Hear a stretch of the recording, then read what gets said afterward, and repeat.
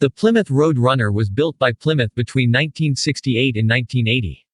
By 1968, some of the original muscle cars were moving away from their roots as relatively cheap, fast cars as they gained features and increased in price.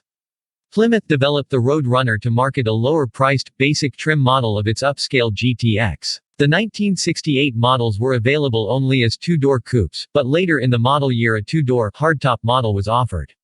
The Roadrunner of 1968 to 1970 was based on the Belvedere, while the GTX was based on the Sport Satellite, a car with higher level trim and slight differences in the grilles and taillights. The interior was a basic vinyl bench seat, lacking even carpets in early models, and few options were available. A floor-mounted shifter featured only a rubber boot and no console so that a bench seat could be used. The standard engine was an exclusive Roadrunner 383 V8 rated at 335 horsepower. A $714 option was the 426 Hemi rated at 425 horsepower. Plymouth expected to sell about 20,000 units in 1968, actual sales numbered around 45,000. This placed the Roadrunner third in sales among muscle cars with only the Pontiac GTO and Chevy's Chevelle SS outselling it. Dodge debuted the Roadrunner's cousin, the Superbird, as a mid-1968 offering after seeing Plymouth's success with the Roadrunner. The 1969 model kept the same basic look, but with slight changes to the taillights and grille, side marker lights, optional bucket seats, and new Roadrunner decals and was given a convertible option. An air grabber option was also introduced. It consisted of a fiberglass air duct assembly bolted to the underside of the hood that connected to twin rectangular upward-facing vents in the hood with Raleigh red vent screens. The fiberglass hood box had an air grabber sticker on the front. When the hood was closed, a rubber seal fitted over the large oval unsilenced air cleaner.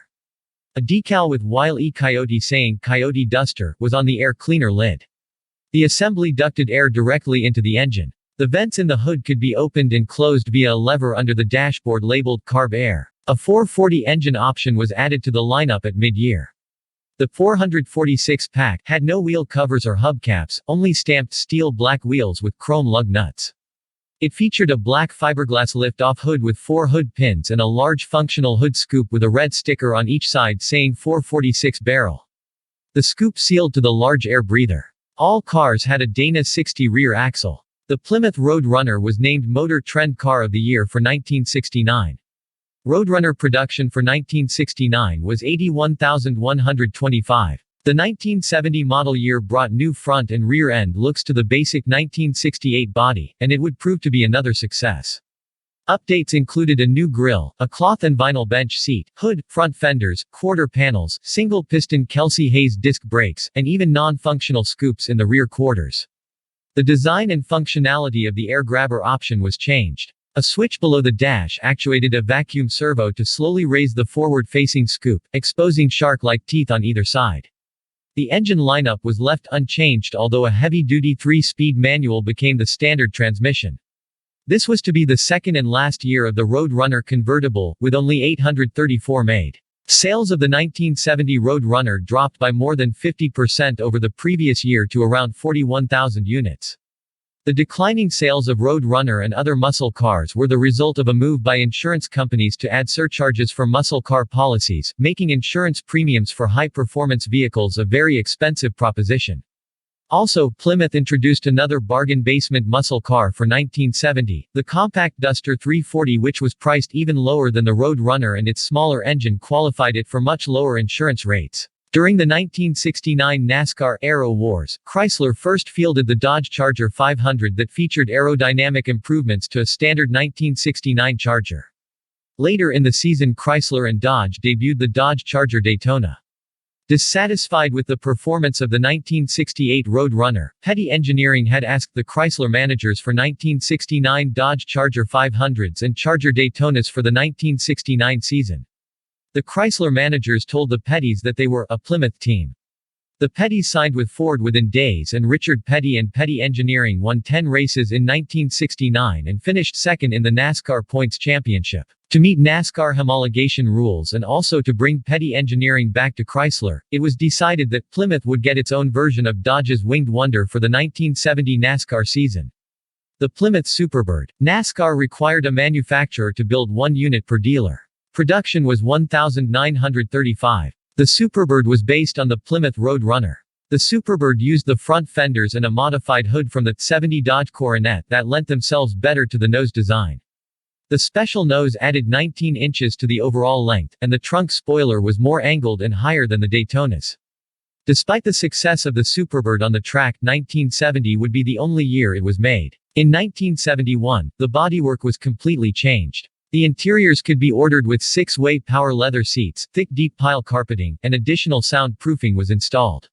AC, and power steering could be had. The 383 Roadrunner engine was detuned, dropping to 300 horsepower. In return, Roadrunners received a standard insurance rating without the costly premiums normally tacked onto muscle cars. Aerodynamics were much improved over the first-generation Roadrunners, resulting in much improved high-speed handling. The 1972 model was nearly identical to the 1971 with a few minor changes. The big differences came in the cutting back of performance options for the car. The suspension, rear axle ratios, and most noticeably the engines changed. All of the engines suffered a drop in compression ratios to allow use of unleaded gas and to meet the first round of emissions regulations.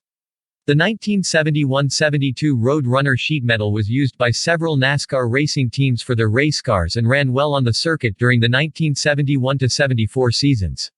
Richard Petty won the championship both in 1971 and 1972 using the Roadrunner-based cars, winning 30 races over the two seasons. The 1973-74 models received completely new sheet metal and had more conventional squared-up front-end styling and changes to the rear that more closely resembled the four-door models than the 71 and 72s.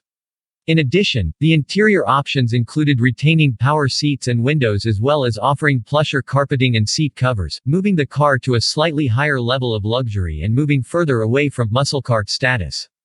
The base engine for the 1973-74 models had dropped down to Chrysler's 318. The 1975 model was based on the newly restyled Fury.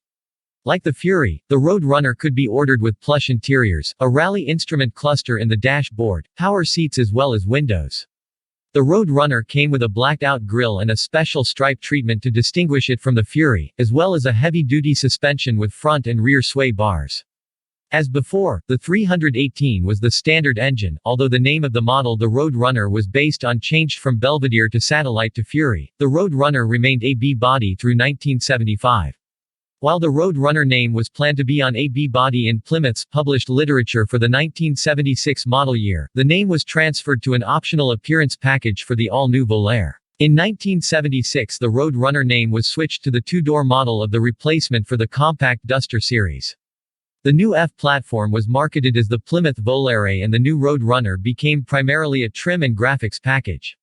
The standard engine was the 318 and the 360 was offered as an option. The standard engine for the 1979 model year became the 225/6. For 1980, the 360 was no longer offered, and the 318 was the top engine. The Roadrunner continued as part of the Volare line until its discontinuation in 1980.